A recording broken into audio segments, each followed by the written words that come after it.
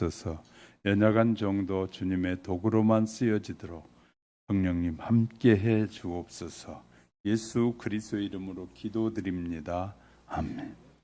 하나님의 부르심과 예수 그리스도를 믿음 안에서 승리하는 저와 여러분은 늘 성령의 인도함을 잘 받으시기를 주님의 이름으로 축복합니다. 어느 스승이 제자에게 돌멩이 하나를 주면서 말하기를 이것을 시장에 가서 팔아 보아라. 다만 누가 돌에 관하여 묻거든 계속 거절하면서 그 가격에는 팔지 말아라. 팔지 않겠다고 말해라 라고 했습니다. 제자는 이해가 되지 않았지만 스승의 말대로 시장에 나가서 돌을 보자기에 싼 돌을 풀어놓고 이렇게 팔려고 앉아 있었습니다. 그런데 그 모습을 보고 사람들이 뭐 가치도 없는 돌을 들고 와서 저렇게 파냐고 비웃고 하면서 많은 사람이 지나갔습니다. 조금 앉아 있는데 어느 나이가 지긋하신 노인 한 분이 오시더니 그 돌을 자기에게 팔라고 하는 것이었습니다. 그래서 이제 얼마를 주면 되냐 해서 얼마를 주겠다라고 하니까 이 젊은이가 아니요, 그 돈에는 못 팔아요. 그랬더니 노인이 앉아서 아니 그럼 내가 얼마를 더 줄게 팔아다오 하고 이제 둘이 흥정을 하기 시작했습니다. 노인과 돌을 놓고 젊은 사람과 흥정하고 있으니까 지나가던 많은 사람들이 고개를 깍뚱거리더니 모여들기 시작했습니다. 한참 동안을 이렇게 흥정을 하는데 노인이 계속해서 돈을 올리는 것이었습니다. 그래도 이 젊은이는 안 팔겠다고, 그 금액에는 못 팔겠다고 버티는 것이었습니다. 몇 시간이 지났습니다. 사람들이 막 둘러서서 돌을 사겠다는 할아버지와 함께 이제 구경이 생겼습니다. 그 순간에 그 돌멩이를 다시 보자기에 쌓은 다음에 그럼 다음에 팔 테니까 다음에 만나요 하고 다시 쌓아가지고 들어갔습니다. 그랬더니 이 스승이 제자에게 그래 네가 가서 돌을 팔아보니까 어떻든 하고 말하는 것이 이제 아는 것이 있냐 하고 묻는 것이었습니다. 사람들이 정하는 가치란 얼마나 헛된 것인지를 배웠니? 명품은 명품이라고 말하는 것은 사람들이 정한 가치입니다. 그러니까 제가 늘 이제 사람들이 말하는 이 명품을 만들어 봤다고 말씀드렸잖아요. 사람들이 정하는 것이에요. 구찌가 뭐 최고 좋은 가방이다. 그것은 사람들이 정해 놓고 한 가치인 것이지 누가 정말 가치가 있는지 따져보면 그렇지 않아요. 1,000만 원, 2,000만 원짜리 가방, 구찌 가방, 그 가죽으로 만든 거 우리도 얼마든지 만들 수 있어요. 그런데 메이커라는 것 때문에 사람들은 그것이 명품이다라고 붙여가지고 그걸 다 어깨에 메고 또 입고 그냥 포장을 하고 다니는 사람들이 얼마나 많이 있는지 몰라요. 모든 명품은 사람들에 의해서 정해진 가치다. 사람이 아니라 물건이다. 명품이란 다 물건이다 그 말이에요. 우리가 이제 이런 것을 분별할 줄 알게 되면 이제 정말 이 신자로서 하나님의 자녀로서 무엇이 명품인지를 발견하게 될 것입니다. 자, 값에 의해서 치장되어지는 것인데 물건이 명품인 거지. 절대 자신의 가치는 아니야. 인간의 가치는 아니란 말이야. 우리가 잘 아는 것처럼 이 오래 성숙된 더욱 깊은 맛을 내는 음식 재료가 중에 하나가 항아리 속에 있는 장처럼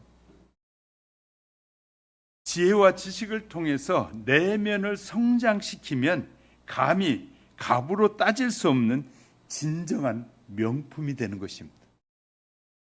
그러니까 무엇이 명품인지 허황에 빠진 사람은 물건의 명품이라고 소중하게 여기는데 인생을 아는 사람은 저 사람이 명품이구나 이걸 알게 되는 것입니다. 이 세상의 명품이라는 모든 것들은 시간이 지나면 다 썩어버리고 없어져요. 그런데 우리가 인간이 명품이 될 때 하나님이 기뻐하시고 하나님 앞에 영광되는 우리의 인생이 될 것입니다.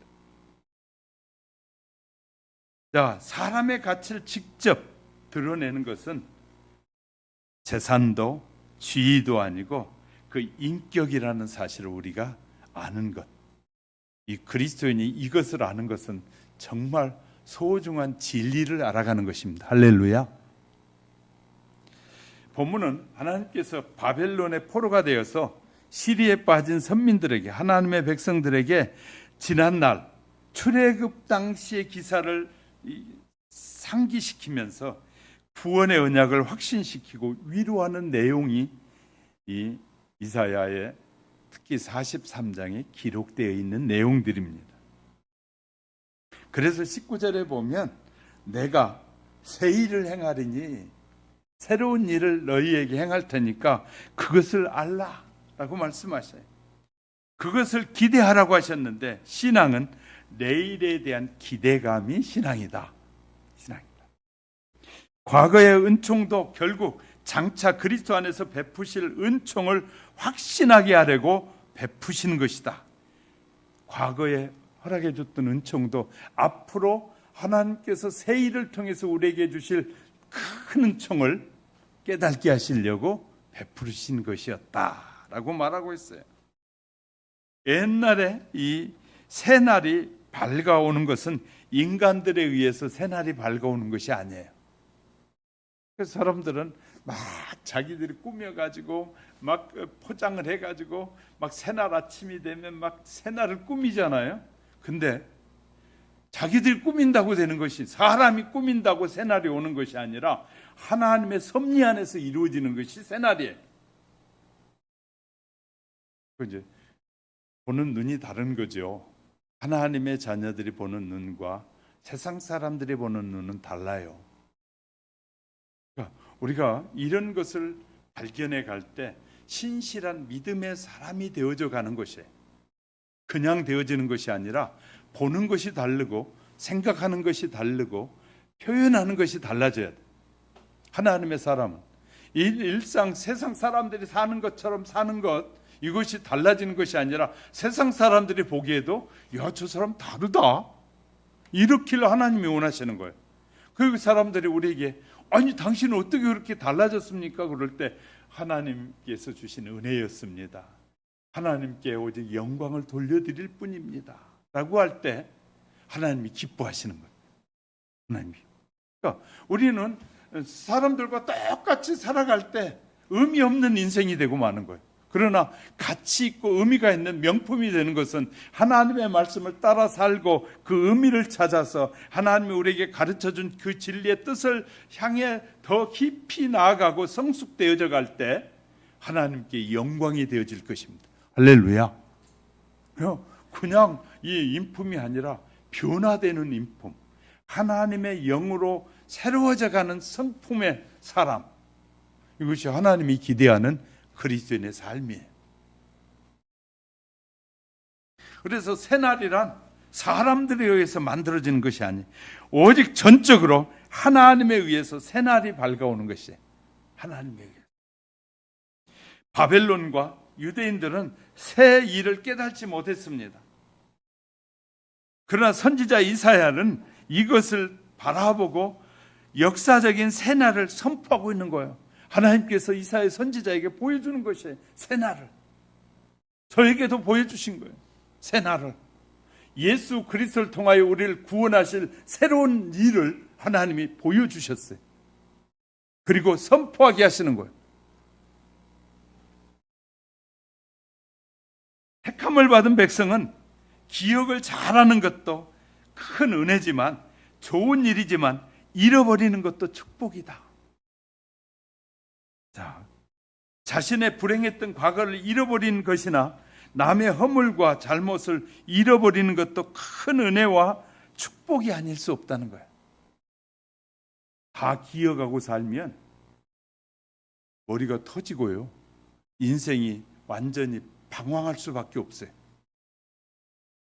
잃어버리는 것과 기억하는 것들에 대한 못지않게 귀중하고 복된 일이라는 사실을 오늘 말씀을 살펴가면서 한번 보려고 합니다. 오늘은 하나님으로부터 망각의 은혜를 받은 우리가 잃어버려야 할 것들을 무엇이 있는지 살펴보고 생각해야 하는 사이에 저와 여러분이 더 믿음의 사람으로 성숙해가는 아름다운 은혜가 임하시길 주님의 이름으로 축복합니다. 첫 번째는 이스라엘의 왕이 되신 거룩한 하나님이다. 15절을 볼까요? 같이 읽어볼까요? 시작. 나는 여호와 너희의 거룩한 자요 이스라엘의 창조자요 너희 왕이시다. 선택함을 받은 이스라엘의 왕은 하나님이시라는 거예요. 오늘 우리로 말하면 선택함을 받은 저와 여러분의 왕은 하나님이셔요. 아멘 안 하시네. 다른 분이 여러분의 마음속에 깊이 사로잡고 있나 봐요. 자, 우리를 불러서 교회에 와서 하나님의 말씀을 듣고 믿고 배우게 하시는 모든 그 은혜는 하나님이 우리의 왕이라고 지금 말씀하고 계십니다. 하나님만이 왕이시다. 우리가 바라보는 세상의 왕들 아무것도 안 해. 아무것도 안 해. 일본의 천황도 권력이 아무런 힘이 없어요. 상징적인 사람이에요. 중국의 시진핑이가 20년 가까이 지금 통치하고 있는데, 그러니까 개인이 오래 통치하니까 뭐가 많아지면 내부에는 불만이 많아지기 시작해요. 불만이 많아요. 중국 내부에도 얼마나 큰 불만들이 싹트고 있는 줄 아십니까? 지금 전쟁하고 있는 이란 내부에도 탈레비 왕조가 있었는데 그 왕조를 지금 호메네이라는 사람이 죽었잖아요. 전쟁에서 죽었는데 그에 의해서 뒤집어졌어요, 나라가. 그러면서 히잡을 다 벗고 살게, 다 편안하게 살도록 했던 왕을 우리 전통을 무시했다고 반란을 일으켜가지고 그 왕조를 무너뜨려서 탈레비 왕조가 지금 외국에 망령 가 있어요. 이란도. 그러니까 이 텔레비전 어떤 때 트레버 뉴스 하는 거 보면 그거 뭐 대단한 것도 아닌데 뭐 이란이 뭐 그들이 뭐 혁명한다고 지금 난리를 치는 그들에 대해서는 안타까운 모습으로 방영을 하고, 전쟁을 일으키는 미국은 아주 나쁜 놈 취급하는 방송을 할 때가 많더라고요. 그런데 역사를 뒤집어 가 보면 역사 속에 저렇게 공격을 받을 수밖에 없는 일들이 너무 많이 있었던 거예요. 우리는 이제 지혜롭지 못한 사람은 지금 나타나는 것만 보고 말하고, 지혜로운 사람은 과거에 어떤 일이 있었는지, 왜 이런 일이 있었는지를 종합적으로 보면서 그 전쟁을 보는 눈이 열리게 되는 거예요. 그러니까 왜 그런 전쟁이 일어날 수밖에 없는지 그 이유가 있는데 그 이유는 안 보고 그냥 당장 나타나는 현상들만 보면서 이놈은 나쁜 놈, 이놈은 죽일 놈, 살릴 놈, 막 그래. 다 죽일 놈이요. 전쟁을 일으킨 놈이나 전쟁을 하는 놈이나 다 나쁜 놈이지 뭐 대단하다고. 그러니까 우리는 하나님을 제대로 믿게 되면 이런 것들이 분별이 되어져요. 알게 되는 거예요. 그러니까 우리는 이런 걸 잘 알아야 돼. 시대의 사람이 역적이 되기도 하고 대단한 그 나라에 대단한 사람이 되기도 하고 그래요.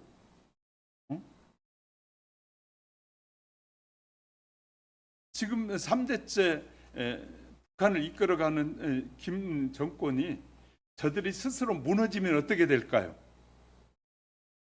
역적이 되는 거예요. 전쟁에 패하면 역적이 되고, 전쟁에 이기면 승리자가 되고, 이런 것을 볼 줄 아는 눈이 안 열리니까 자꾸 이제 예수 믿는 사람도 누구 편이 돼가지고 누가 뭐 잘하네 못하네 막 이런 평가를 하게 되는데 그놈이 그놈이지 뭐 다른 놈이 어디 있겠어요? 우리나라 정치도 여당 야당 똑같은 놈들 아니에요? 믿고 따르려면 하면 한 놈도 없는 거예요. 제가 볼 때는 예수 그리스도를 믿는 제가 볼 때는 바라보고 저게다 소망을 둬야겠다는 놈이 하나도 없는 거예요. 우리가 이제 이런 눈이 열려져야 돼. 우리가 의지할 분은 하나님밖에 없구나. 왜? 하나님만이 지금 이스라엘 백성들에게 지금 그 얘기를 하고 있는 거예요. 이스라엘 백성을 하나님이 선택하고 그 신정 정치, 하나님이 통치하시는 지도자를 통해서 하나님이 통치하시는 신정 정치를 부정했어요. 사무엘 시대가 되자 백성들이 인간의 왕을 세워달라고 막 요청하는 거예요. 신정 정치 하지 말고 우리에게도 왕을 세워주세요. 그럼 왕이 너희의 자녀들을 끌고 갈 것이고 너희에게 세금을 무섭게 매겨가지고 세금도 빼앗아가고 너희의 생명도 건드릴 텐데 그래도 괜찮느냐 그랬더니 이스라엘 유대인들이 그래도 괜찮으니까 우리에게 왕을 세우시옵소서. 하나님은 공정하게 선지자를 통해서 바르게 해가는데 하나님의 정치보다는 왕의 정치를 원합니다. 그래서 사무엘상 8장 6절에 보면 우리에게 왕을 주어 우리를 다스리게 하라라고 요구합니다. 그 결과 하나님께서 사무엘에게 말씀하십니다. 사무엘상 8장 7절에서 백성이 내게 한 말을 다 들으라. 이는 그들이 너를 버림이 아니요 나를 버려 자기들의 왕이 되지 못하게 함이니라. 하나님이 왕이 싫다는 거예요. 세상 왕을 두고 싶다는 거예요. 영적으로 이제 보면 세상 왕을 추구하는 사람들은 하나님을 마음에 두기 싫어하기 때문에 세상 왕의 약속을 자꾸 믿는 거예요. 그러니까 예수 믿는 사람이 세상 왕이 대단한 왕입니다. 그 사람이 약속을 믿어야 됩니다. 그렇게 말하는 사람이 있다면, 예수를 믿는 사람이 있다면 예수를 안 믿고 있기 때문에 그 말을 하는 거예요. 하나님을 믿는 사람은 그런 말을 할 수가 없는 거예요. 왜? 두 마음을 품은 마음이니까. 하나님을 한쪽에 믿고 하나님 세상의 왕을 믿는 마음을, 두 마음을 품고 있으면 이 사람은 언젠가는 무너질 수밖에 없는 거예요. 두 마음을 품고 살면. 우리가 이 성경을 알면, 그래서 하나님께서는 저와 같은 지도자에게 이런 것을 명확하게 여러분에게 설명하는 거예요. 하나님이 알라고. 오늘날까지 하나님께서 이스라엘 백성을 구원해 주셨고 인도해 줬고 보호해 줬고 육성했었는데, 백성은 그 하나님의 간섭이 싫다고 말하면서 오히려 이방의 열국과 같은 그 눈에 보이는 왕을 요구한 것입니다. 이것은 사무엘의 지도력을 의심하기 시작했을 뿐만 아니라 사무엘을 세워 백성을 다스리는 하나님의 능력을 의심하기 시작했다. 하나님을 안 믿고 있었다고 말해요. 마음으로는.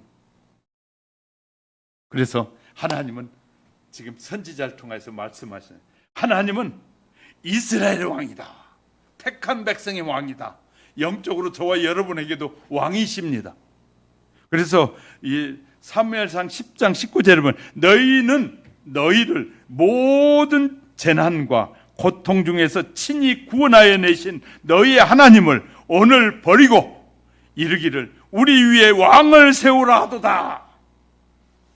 세상에서 여왕을 세우기도 하고 왕을 폐하시기도 하고 왕을 높이기도 하고 무너지기도 하시는데, 대한민국이 이렇게 잘 사는 게 하나님의 축복인데, 우리가 믿음의 사람이 세상의 왕을 의지하고 하나님보다 다른 걸 좋아하게 되면 이 나라도 망하게 될 거라. 왜?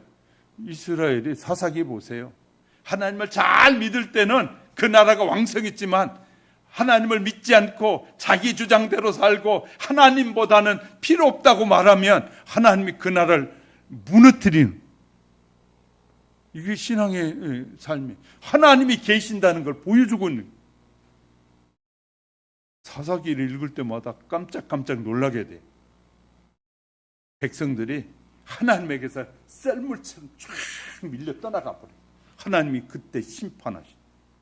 지금 바벨론에 끌려간 70년 포로 생활할 때도 그들이 하나님께서 너희들가 간 포로로 끌려간다 계속해서 경고를 해요. 선지자를 통해서. 그래도 선지자의 말 안 믿는 거예요. 그러니까 하나님께서 그들에게 그 경고가 이루어지게 하시는 거예요. 근데 하나님은 또 사랑이 많으신 하나님이라 그렇게 경고하고 심판하심에도 불구하고 그 안에 믿음이 조금이라도 있는 자들을 구원하시려고 희망의 메시지를 전하는 거예요. 할렐루야. 선지자를 통해서 희망의 메시지. 그러나 끝까지 그곳에 서서 나를 의지하고 기도하는 사람이 있다면 내가 다시 그들을 돌아오게 하리라. 이 하나님의 사랑이. 그렇게 부인하고 어쩔 수 없이 끌려갈 수 있잖아요. 북한에도 지금 김정은이가 나만 믿어라 그래도 지금도 기독교인이 남아있단 말이에요. 그 기독교인들이 하나님만 의지하고 살아요. 그들은 고난과 시련 가운데서도 절대 탄강에 가서 허리가 펴지 못하게 살면서도 그들은 하나님을 부인하지 않는 거예요. 그 믿음. 그러니까 우리는 그냥 자꾸 평가를 이렇게 해요. 세상에서 돈도 많고 명예도 많고 뭐 좋은 옷 입고 좋은 거 먹고 좋은 차 끌고 다니면 다 그게 축복이라고 해. 그건 바보 같은 일. 영적으로는 전혀 어리석은 짓이에요. 그것이 중요한 것이 아니라 그 안에 좋은 차를 타는 것도 중요하고 좋은 집에 사는 것도 중요해요. 그 안에 예수 그리스도를 믿는 마음이 있느냐 없느냐 이것이 훨씬 더 중요하다는 거예요. 예수 그리스도를 믿고 사느냐 가난해도 예수 믿느냐 예수를 믿지 않느냐가 훨씬 중요하다고 성경은 우리에게 말씀하고 있어요. 완전히 다른 거예요. 어떤 환경과 여건 속에서든지 하나님만이 나의 주인이시다. 우리는 겉으로 외적으로 나타나는 것에 자꾸 기대를 많이 하다 보니까 하나님이 응답을 잘 안 해주시. 예수 믿고 나서 여러분 정말 수백 배 물질적으로 도움을 하나님이 도와주셔서 잘 되면 지금까지 섬기던 그 하나님 잘 믿을 것 같아요? 안 믿을 것 같아요? 저가 하나님께 저에게 물었어요. 저에게 김 목사, 네가 너에게 10,000명의 교회를 주면 저 사람보다 네가 낫겠니? 못하겠니? 근데 10,000명의 교회를 보면서 그분의 인격과 저를 이렇게 대조하면서 이렇게 보니까 내가 나에게 10,000명을 줬으면 나는 훨씬 더할 놈이더라고요. 더할 것 같아. 그렇구나. 하나님이 지금 나의 믿음을 지키게 하고 영원한 하나님의 나라의 천국에 들어가게 하시려고 그렇게 이렇게 다듬고 계시는구나 라는 생각이 딱 드는 순간부터 교회가 부흥되든 부흥 안 되든이 중요한 것이 아니라 내가 내 믿음을 지키는 것이 훨씬 더 중요해지기 시작했어요. 야, 하나님이 적은 것 하나 가지고도 우리에게 늘 말씀하시는 하나님. 그래, 내가 천국에 못 간 이 세상에서 대단한 영광을 누리지 못한다고 해도 누렸는데 천국에 못 간다면 그것은 바보 같은 짓이구나를 깨닫게 하시는 거예요, 하나님이. 그런데 우리는 이런 사실들을 잘 모른 채 잘 달라고 하는 것이 하나님 치료해 주세요. 하나님 그냥 뭐 좀 저 사람과 비교해서 좀 잘 되게 해주세요. 그냥 창피해 죽겠어요. 막 이런 기도만 하지. 하나님 내 믿음이 성장하고 하나님을 기쁘시게 영어롭게 하는 믿음의 사람이 되게 해주세요. 어떤 환경과 여건 속에서도 흔들림이 없는 믿음의 사람이 되게 해주세요. 하고 믿음을 구하는 사람이 없고 하나님만이 내게 주인입니다.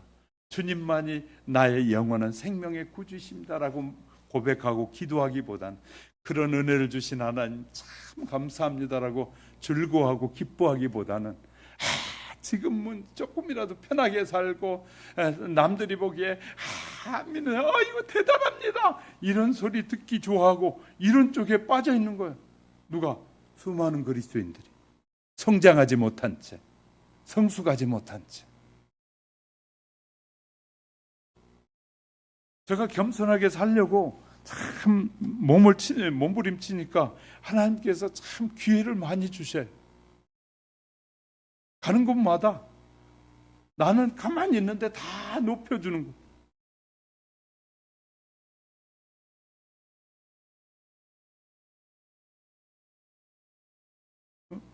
하여튼 놀라워요.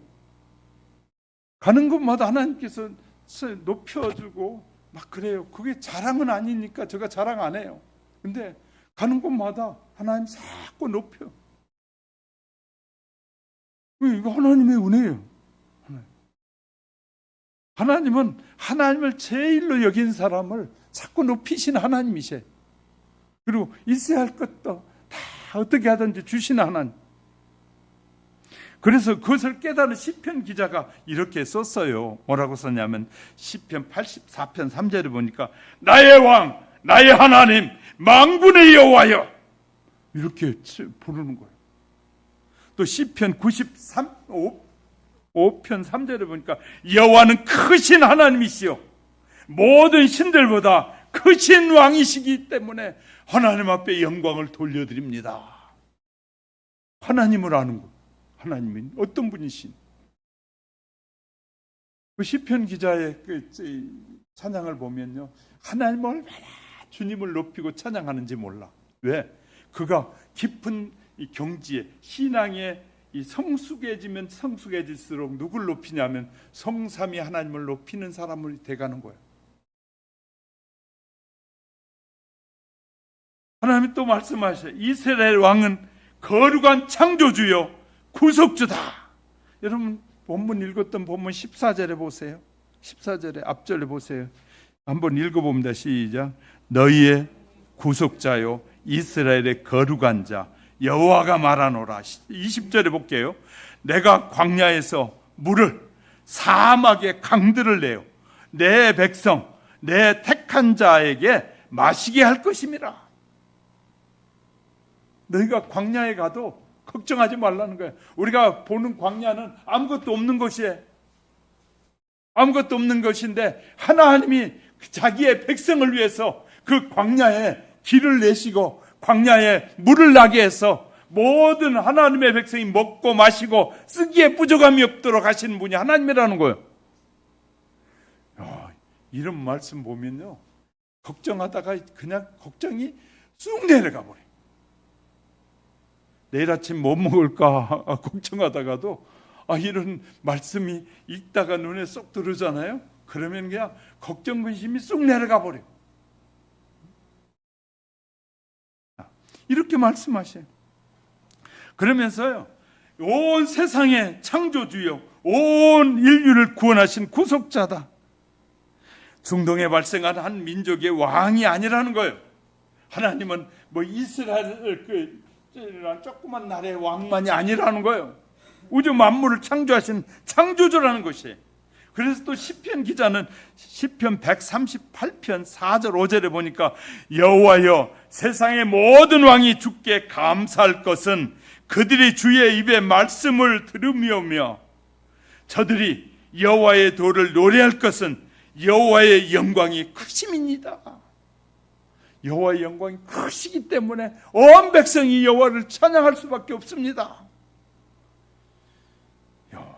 그 우리가 믿는 하나님이 얼마나 위대하신 분인지를 알면 세상 걱정, 염려, 근심 하나 할 거 없다는 거예요. 하나 할 거 없다. 인간에게 진리의 말씀을 주시고 그 도를 따를 때 축복과 은혜가 넘치게 하신 분이 하나님이라는 거예요. 그런데 바보 같은 사람은 스스로 마귀 사탄의 지혜에 빠져서 처음부터 살인하고 하는 그 유혹에 빠져서 사람들이 딴짓을 한다는 거예요. 마귀의 뜻을 따라 산다는 거예요. 구원을 베푸시는 하나님을 잘 모른다는 거예요. 그래서 이사야 33장 22절에 보면 대저 여호와는 우리의 재판장이시요 여호와는 우리에게 율법을 세우신 분이시요 여호와는 우리의 왕이시니 우리를 구원하실 분이시다. 이렇게 하나님이 이사야에게도 보여주신 거예요. 하나님 보여주신. 하나님의 인간의 육신만 구원하는 왕이 아니라 영혼까지도 구원하시는 왕이라는, 그에게 감사와 찬송을 계속 해야 된다라고 시편 기자나 이 선지자를 통해서 말씀하시는 거예요. 오늘날 하나님을 유일한 구원의 주님으로 고백하고 왕으로 섬기는 이 길을 약속한 성도들은 과연 하나님을 하나님으로 섬기고 있느냐? 나는 여호와 하나님만이 내 삶의 유일하신 하나님이라고 믿고 있느냐? 질문해 볼 때 그렇지 못한 경우가 너무나 많은 것 같아. 마귀의 물귀신에 사로잡혀서 거룩한 하나님을 자신의 욕심을 따라 물질적 신으로 전락시키는 경우가, 내게 물질적인 복을 많이 주시면 좋은 하나님이고 물질적인 복을 안 주시면 나쁜 하나님으로 여기는 사람들이 얼마나 많이 있는지 몰라요.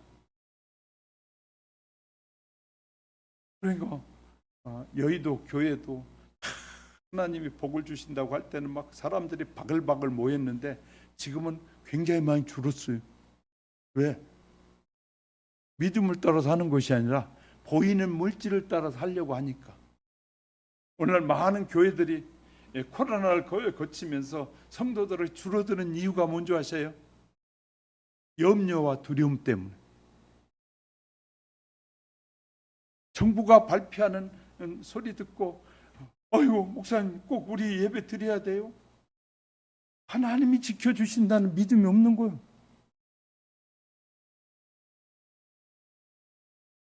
그래, 코로나를 통해서도요, 어떤 교회는 예배를 드린 교회가 있었어요.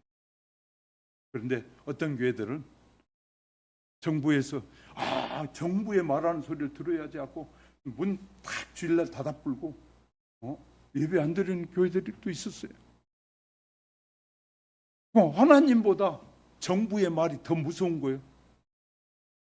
정부의 제재가 더 무섭고 죽을까 봐 두렵고.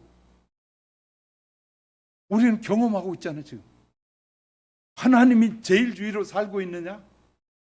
세상 마귀가 다스리는 세상의 이 주권대로 살고 있느냐? 다 드러나고 있어요. 하나님, 예수님은 진리의 왕이죠. 그래서 하나님이 세기를 여신다고 선지자를 통해서 계속 말씀하시더니 세기를 여신 예수님이 오시더니 하는 말씀이 예수님 진리의 왕이다. 그래서 요한복음 18장 37절 빌라도가 이르되 그러면 내가 왕이 아니냐? 예수께 대답하시되 내 말과 같이 내가 왕이니라. 내가 이를 위하여 태어났으며 이를 위하여 세상에 왔나니 곧 진리에 대하여 증거하려 함이니라. 무릇 진리에 속한 자는 내 음성을 듣나니 예수 안에 있는 사람은 주의 음성이 들려지나니 예수 안에 없는 사람은 진리의 말씀이 안 들려진다는 거예요. 왜? 하나님과 예수님은 한 본체시잖아요.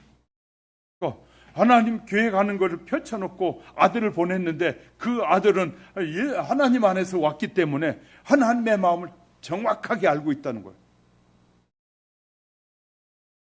그는 진리의 왕으로 이 세상에 오셨어요.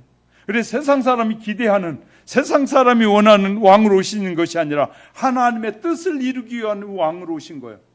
그 당시에 유대인들이 원했던 왕은, 메시아는 이스라엘의 고통당해서 1900년 동안 막 흩어지고 막 몇백 년 동안 흩어진 그 고난 속에 살던 유대인들이 우리가 똘똘 뭉쳐서 세상에서 하나님을 모신 백성으로 온 세상을 통치하는 그런 지도자를 원했. 그런데 하나님은 그런 지도자, 예수를 믿는 사람을 찾는, 온 세계 믿음의 사람을 찾는 지도자로 오신 거예요. 그러니까 이스라엘 유대인들이 봤던 비전과 하나님이 말씀한 비전이 다른 거예요. 왜? 유대인들은 자기의 보이는 것에 만족하고 살려고 그렇게 선택하게 됐다는 거예요. 하나님이 우리에게 알려주시는 거예요. 이렇게요. 진리와 달라요. 그래서 38절에서 진리가 무엇이냐라고 묻게 돼요. 빌라도가. 마찬가지로 이 세상의 학문으로 진리를 알 수 없어요. 통계 자료나 이런 걸 통해서 맞춰지는 것이 진리가 아니라, 진리는 뭐라고요? 인간이 죽고 사는 삶을 말하는 것이 진리다. 어떻게 태어났고 어떻게 죽어서 어떻게 가는지를 말하는 것이 진리라는.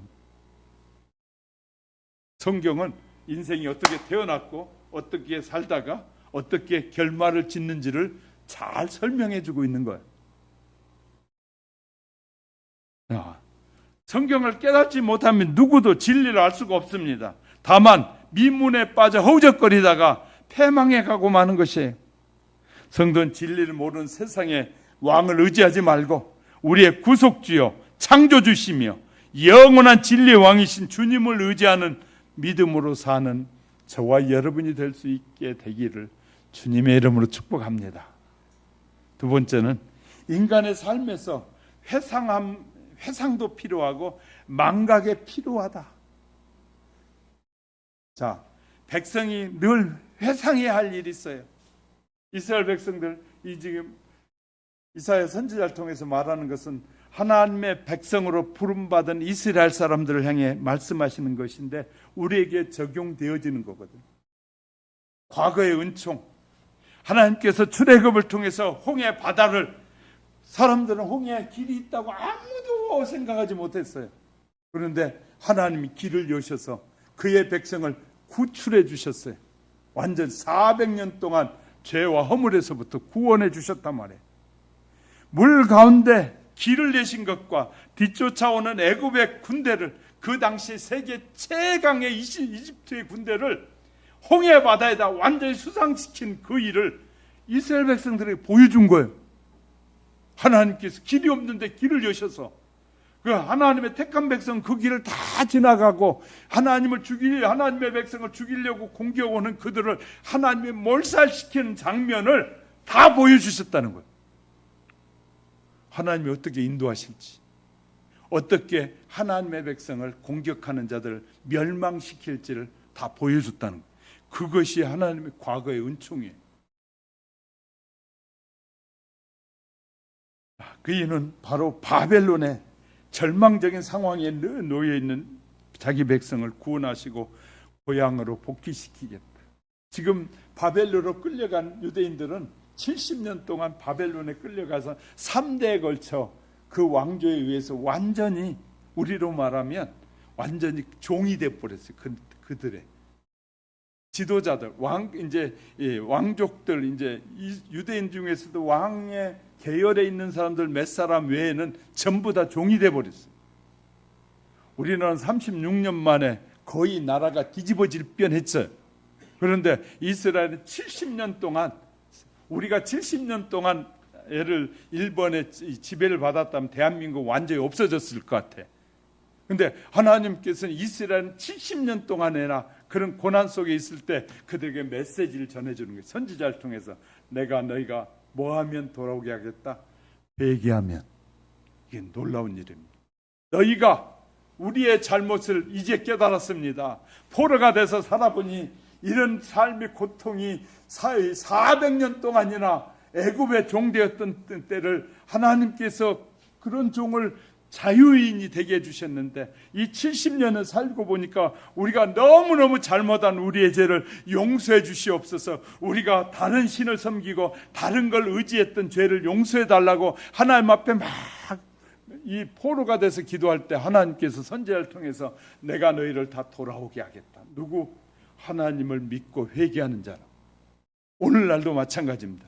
우리가 수많은 길거리에 지금 펼쳐 있는 수많은 사람들이 교회를 다니다가 떠나 있든지 장차 앞으로 구원을 해야 될 자들 중에서도 하나님 앞에 돌아오고 회개하고 돌아오면 하나님이 은혜를 베푸시겠다는 그 새로운 길을 여신 거예요. 뿐만 아니죠. 그러면서 하나님께서 이렇게 말해요. 지혜자를 통해서 전도서 7장 14절 보니까 형통한 날에는 기뻐하고 곤고한 날에는 생각해라. 지혜자를 통해서 이렇게 저를 보세요. 좋은 일이 많을 때는 즐기세요. 그런데 어려움이 있으면 이렇게 생각하라는, 시련이었고 아픔이 생기고 고통이 오고 막 문제가 많아지면 왜 이런 일이 생겼지? 우연히 생긴 것이 아니라는 말이에요. 왜 이런 일이 내게 생겼지? 돌아보라는 거예요. 내가 하나님을 잘 믿을 때와 믿지 않고 살았던 삶을 돌아보라는 거예요. 그럴 때 이때 내가 헛짓했구나. 그래, 하나님께서 헛짓한 나를 긍휼히 여기시고 불쌍히 여기서 돌아오게 하시는 거예요. 저도 엄마 뱃속에서부터 신앙생활 하다가 나중에 청년이 되니까 좀 방황을 하게 되더라고요. 방황하게 될 때 많이 방황했어요. 시골에 있을 때는 교회가 집이고 집이 교회다시피 했는데 서울로 올라오니까 교회를 안 간 날이 많아지기 시작했어요. 그리고 내 멋대로 돌아다니고 흩어지고 막. 하나님께서 그런데 그런 위험한 환경에서 절대 하나님은 뭐하지? 나를 돌보셨더라고요. 나중에 말씀하시는데 내가 말씀을 깨닫고 막 이해하기 시작하니까 하나님께서 네가 딴짓하고 다닐 때 내가 너를 그런 위기에서 다 구해서 네가 상처나지 않도록 다 보호해 주셨다고 하나님 말씀하시는 거예요. 또 시험을 당할 때 그 시험을 이길 수 있게 다 해주셨다는 거예요. 그러면서 이렇게 말해요. 이사야 49장 15절에 보면 어미가 내 몸에서 난 자식을 잊지 못하고 끝까지 죽을 때까지 기억한 것처럼 하나님은 하나님의 택함을 받은 그 백성을 끝까지 기억하신다는 거예요. 이런 말씀 한 절 보면요, 낙심해 있다가도 버뜩 일어서게 되는 거예요. 왜? 이사야 49장 15절에 그들은 혹시 잊을지라도 나는 너를 잊지 아니할 것이다. 이렇게 얘기해요. 그러니까 우리가 예수 그리스도를 나의 구주로 믿는다고 고백하고 난 이후부터 하나님께서 계속 우리를 지켜보시는데 시련과 환난을 통해서 우리에게 믿음이 쑥쑥 자라서 하나님 제일주의로 살기를 원하셔서 우리에게 그런 시련을 주고 계신다는 거예요. 우리는 세상적인 행복은 남편이 있고 아내가 있고 자식이 있고 다 있어야 행복한다고 생각하잖아요. 성경적으로 보면 하나님을 잘 믿고 따르는 것이 가장 행복한 일이라는 거예요. 할렐루야. 세상적인 평안과 행복은 사람들에 의해서 만들어진 거예요. 뭐가 다 있어야 행복하다는 거예요. 근데 하나님은 네가 고아든 고아가 아니든 상관없이 나를 믿는 자는 다 행복자다. 이때 아멘 안 하시면 여러분 불행해질지도 몰라요. 하나님은 우리에게 그렇게 말씀하시죠. 나를 믿는 자는 누구든지 다 행복한 사람이다. 할렐루야. 그렇게 말씀하시죠. 과거의 너를 돌아보라는 거예요. 그랬어요. 오늘 16절부터 18절에 그런 내용입니다. 나 여호와가 이같이 말하노라. 바다 가운데 길을 큰 물 가운데 지름길을 내고 병거와 말과 군대. 그 말은 너희가 애굽의 종이 되었었지 않느냐? 400년 동안이나 종으로 살지 않았느냐? 종으로 살았는데 너의 위치가 하나님이 구원해 주지 않았으면, 너희에게 자유를 주지 않았으면 너희는 종으로 살 수밖에 없었다. 그런데 구원해 줬다고 말해요. 그래서 너희의 위치는 하나님께서 본질적으로 너희는 죄인이었다고 말해요. 우리의 과거, 예수를 믿기 전에 우리의 모든 삶은 죄인이었어요. 그래서 영원히 멸망해서 헤어나올 수 없는 사람들이었다고 말해요. 그래서 또 회상해야 될 것이 뭐냐면 과거의 실패도 회상하라는 거예요. 우리는 고난 중에 그 원인이 바로 나에게 있지 않는지 지난 날을 잘 돌아보라는 거예요. 이스라엘 민족은 가나안 정착 후에 이방 문화에 현혹돼 가지고 다 하나님이 약속의 땅을 줬는데 그 땅에 가서 이방 문화의 왕들을 섬기는 그런 막 풍속에 그런 막 잔치에 가끔 이제 예수 믿는 사람들이 이방 나라에 그 막 우상을 숭배하는 그런 잔치가 있는데 가지고 분별력이 없으니까 아이고 좋네 하고 막 따라가 가지고 그 잔치에 막 자기도 따라가서 막 다른 사람이 이러면 자기도 이러고 텔레비전에 가끔 뭐 드라마나 이런데 보면 해외 뭐 관광 그런 것들 막 이렇게 찍어 오는데 제가 예수 믿는다고 내가 알고 있는데 그 이방 문화에 그걸 막 하면 똑같이 가가지고 막 절하고 받아먹고 기도해 주세요. 야, 쟤는 믿음이 없는 사람이구나. 왜? 이방 문화의 그 신을 그 앞에 절을 하는 것은 그 신을 내가 지금 받아들이고 있는 거예요. 제가 말씀드렸잖아요. 제가 태국 가서도 아니 내가 주의 종인데 아니 신발 벗고 뭐 부처 조각 몇 개 보는데 신발 벗고 들어오라. 나 안 간다고. 뭐 볼 것도 없는데. 그랬더니 우리 이모 목사님들 아무도 안 갔어요. 그냥 밖에서 카메라로 당겨가지고 찍고 아무도 들어가지 않았어요. 왜? 내가 신발까지 벗고 그 앞에 가서 막 조아리고 그렇게 들어갈 수는 없다. 나는 하나님의 종이다. 딱 그래 버렸더니 아무도 안 들어가. 우리는요 기본적으로 내가 믿는 하나님에 대한 확신이 있으면 그런 거 전혀 별것 아니에요. 막 그들이 잔치를 하고 별짓을 다 하고 막 하면 막 뛰고 막 중국에도 가보면 막 별짓을 다 해. 그리고 그 신 앞에 신사 앞에 제가 몽골에 갔을 때도 산 중간에 사찰이 있어. 그러니까 가이드가 무조건 다 가야 된대. 그러더니 저 중간에 간 100m 정도 밑에서 신발을 다 벗고 올라가야 된대. 그거 보려면. 우리 저가 집사람 우리 내려가자. 저거 뭐 볼 거 아무것도 없는데 빈 나무 그냥 돌에 뭐 그림 그려놓고 파놓고 그걸 보려고 주의종이 신발까지 벗고 거기까지 올라가냐? 내려가자. 우리는 별거 아니에요. 갔다 온 사람들 뭐 볼만한 게 있습니까? 그랬더니 별거 없대. 그런데 그 사람들은 그것이 우상이야. 그 문화에서는. 그러니까 그들은 우리에게 보여주면서 우리 보고도 신발 벗고 자기들이 신발 벗고 하니까 우리 보고도 신발 벗고 가서 겸손하게 그 앞에 구하고 소원을 빌면 응답해 준다고 그런 말을 해. 근데 멍청한 그리스도인들은 소원 빌면 된다고 가면 중국 가서도 그 소원 비는 거에 막 같이 따라가면서 막 저는 예수를 믿는 사람인지 하나님에 대한 자신감이 저렇게 없을까?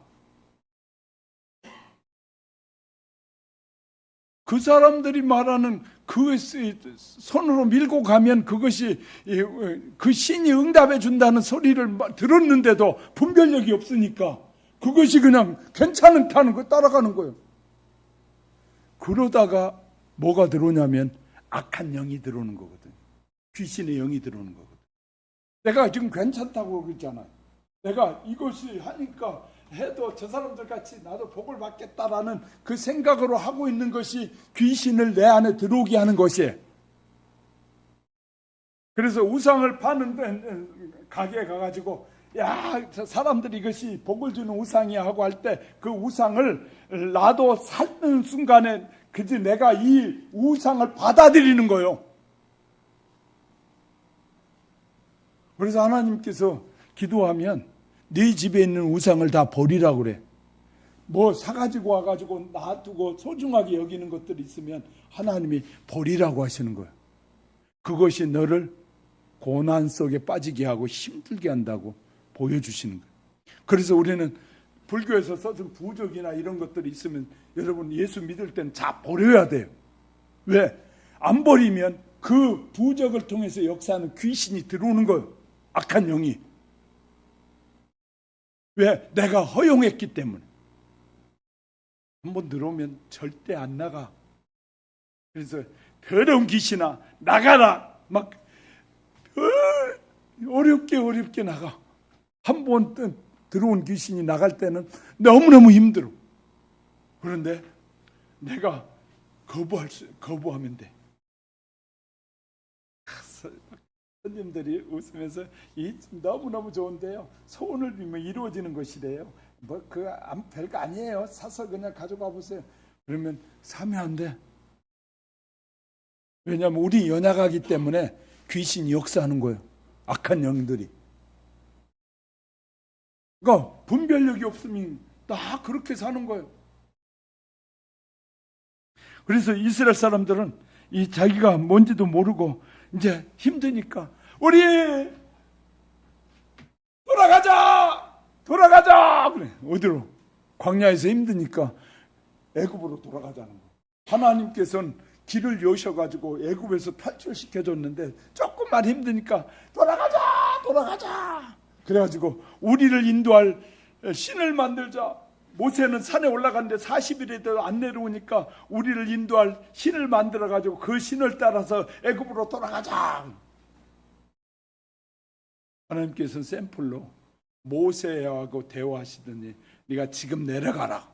하나님께서 모세에게 내려가 보니까 모세 형 아론이 사람들이 막 금붙이를 가져오니까 불에 넣었더니 양의 모양이 나왔어. 그 양의 모양, 금으로 된 양의 모양을 들고는 한 말이 우리를 인도할 신이다. 이 양을 함께 애굽으로 돌아가자. 그때 하나님께서 모세에게 진노하십니다.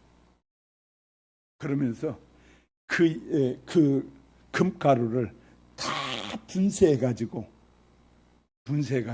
그것을 마시게 하라. 하나님, 불신앙의 길이 얼마나 무서운지 아십니까?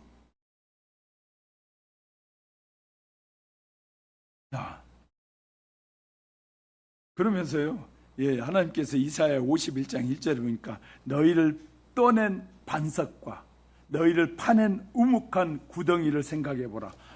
왜 저기에 구덩이가 있지? 바위를 떠냈지. 그래서도 지금도요, 모세 때 지금 성지순례 가면 바위가 산 중턱에 있는 바위가 이렇게 쩍 버려진 바위가 있어요. 그것이 모세가 지팡이로 쳐서 물이 나온 반석이다라고 가이드들이 설명을 해요. 벌써 5,000년이나 되는데 그렇게 설명하면서 우리의 믿음을 정착시키려고 해요. 과거의 실패도 회상해보라는 거예요. 회상할 일이 많아요.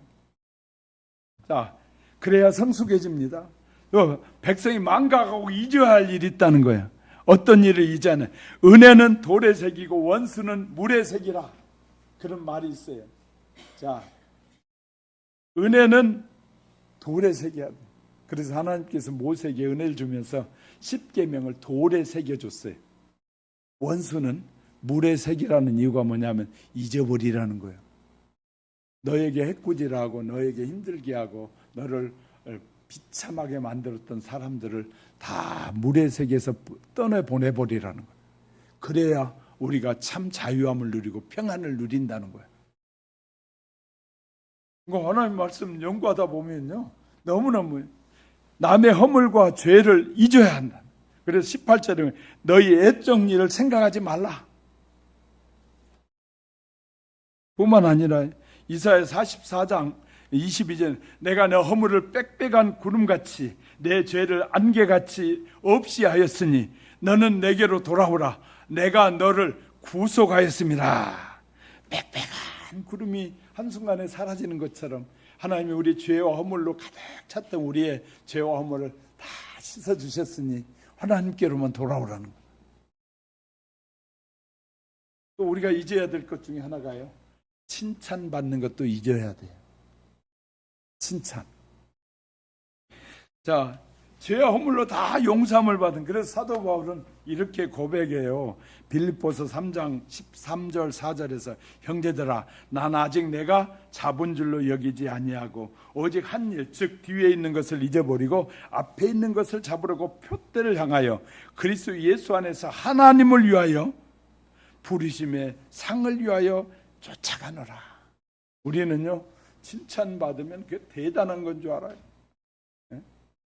그러니까 청에서도 뭐 청회장이 뭐 여러 표 주면 막 대단한 줄 착각하는 사람들이 있어요. 우리는 너무 그 귀찮아서 안 주면 좋겠다고 그래. 왜? 뭐 그 대통령이 뭐 표창 하나 줬다고, 어떤 사람들은 대통령이 뭐 상 줬다고 그거 막 찾고 다니고 별 사람들이 다 있잖아요. 자랑거리는 잊어버리라는 거예요.